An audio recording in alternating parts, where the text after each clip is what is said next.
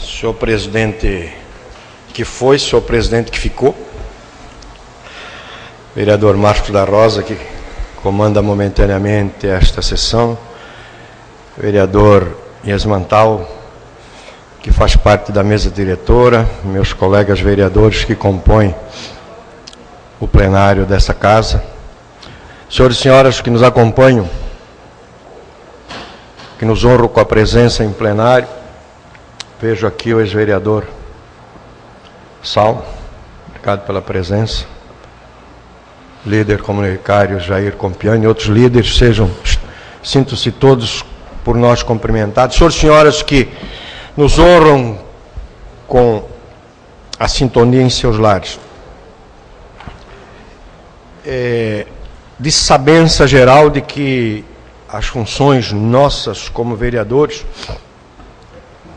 elas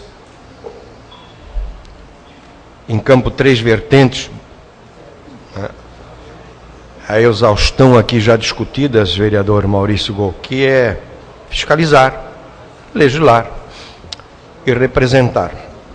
Mas essa casa tem, vereador Marcos da Rosa, tem sabiamente permitido que outros temas acabem sendo discutidos quando eles são de interesse da comunidade e até às vezes mais interessantes do que esse tripé, que é a nossa função institucional, digamos. E um desses assuntos que todos, sem exceção, têm se preocupado é a guerra contra a criminalidade. Eu acho que nenhum membro dessa casa tem estado tranquilo nos últimos tempos quando vê de que a criminalidade está perturbando o nosso sossego, a nossa tranquilidade, a nossa integridade física, as nossas vidas. E também tenho dito que dentro desse contexto, só há uma possibilidade de reverter esta situação com a valorização da família, da igreja e da escola.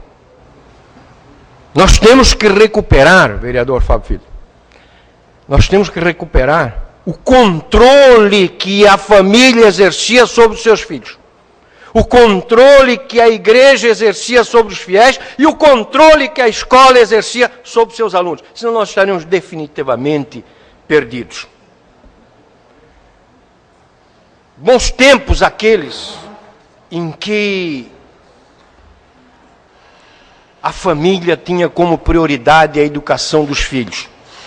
E leio a propósito aqui um texto do escritor Michael Tainf, do Santa, que vem a calhar no sentido de referendar a minha preocupação com a família, com a igreja, com a escola, no sentido de que nós perdemos esse controle que nós tínhamos até então. Diz o escritor, fazendo às vezes de jornalista, com muita competência, Michael Tainf: por incrível que pareça, somos terrivelmente relapsos quando o assunto é a educação dos nossos próprios filhos. Se os moleques estiverem dentro da escola, entendida como uma espécie de depósito de criança e adolescente, tudo estará muito bem, obrigado. Nossas maiores preocupações estão destinadas aos buracos das estradas, às multas do trânsito, às localizações das pontes, ou seja, aos dilemas que afetam o nosso cotidiano imediato. E ele coloca entre parênteses: o Jornal de Santa Catarina, aliás, é o mais fiel espelho de uma realidade erigida sobre os interesses palpáveis dos leitores. E a família, a educação, que se dane. Antigamente, como é que era, vereador Zeca Bombeiro? Eram três formas, além de outras que me lembro bem, que era utilizado na nossa educação. A primeira era a lei do talhão, dente por dente, olho por olho. O castigo vinha na proporção do erro. A chibata, o chicote, a chamarrita, que fazia uso dela a minha mãezinha, era proporcional ao erro cometido. O padre, a professora, e às vezes esse castigo era dado por outras pessoas, mas era referendado pela família. Me lembro bem, contava a minha mãe, que um irmão dela foi passear em Brusque, nós morávamos em São João Batista, e venderam para ele uma máquina de fazer dinheiro, imagina, naquela época, que porcaria de máquina que era. E a polícia o pegou, e ele foi preso. E os advogados de Brusque foram visitar o meu avô, que era bem de vida, e estabeleceu o preço para soltá-lo imediatamente. O meu avô foi no quarto, pegou o dinheiro debaixo do colchão, contou, botou na mesa e disse para os advogados: você volte a Brusque. Se o meu filho disser que eu ensinei ele a ganhar dinheiro fácil, você vem buscar o dinheiro. Agora, se ele disser que eu ensinei a ganhar o dinheiro com trabalho, com suor, vocês não precisam mais voltar. Até hoje eles estão para voltar e o meu tio cumpriu a integralidade da pena. Hoje, todos os dias, né? Meu vereador e advogado Ivanates, Jefferson, os outros, mãezinhas vendendo casa, vendendo tudo para tirar os filhos da cadeia, porque não deram uma sumanta quando eles eram pequenos. Desculpe a força de expressão. Outra forma da educação da nossa época era o exemplo. O exemplo dado por quem fazia parte da família. O exemplo dado por aquelas pessoas que eram próximas a nós.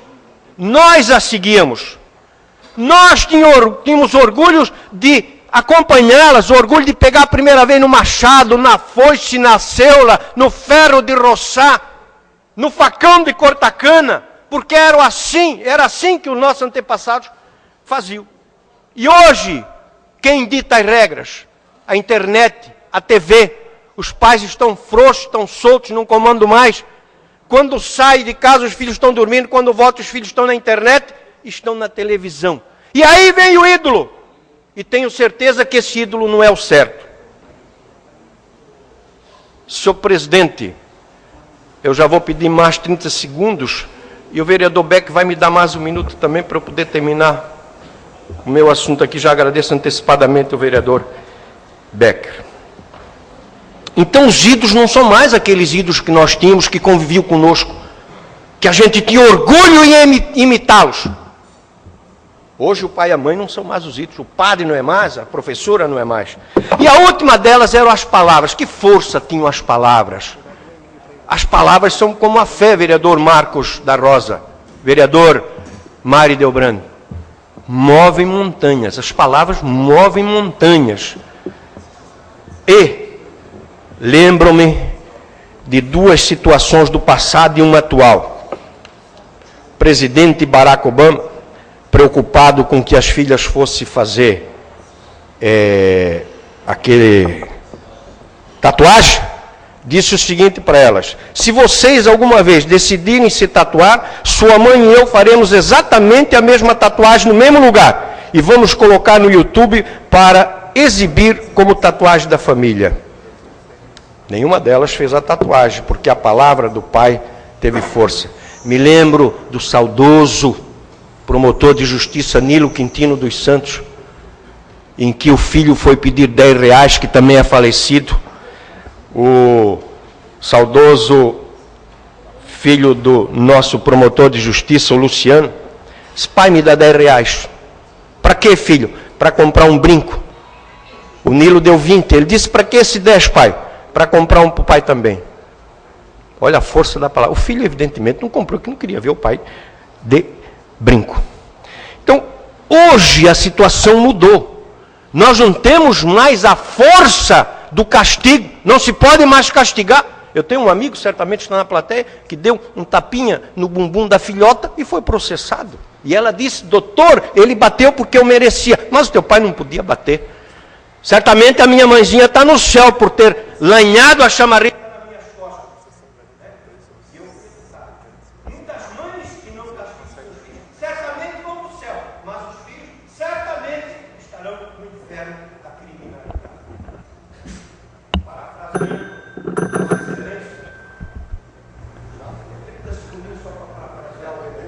Muito bem. Se é para parafrasear, 30 segundos. Vamos educar as nossas crianças para não punir os adultos Pitágoras, né? Encerro com esta frase. Não há outra alternativa, senhores vereadores, pessoas que nos assistem, vocês que nos visitam aqui. Ou nós voltamos a educar como se educava antigamente, ou a criminalidade vai continuar tomando conta dos nossos dias e apavorando as nossas vidas. Muito obrigado, senhor presidente, pela tolerância do tempo. Muito obrigado, vereador Becker, por me ceder um minuto.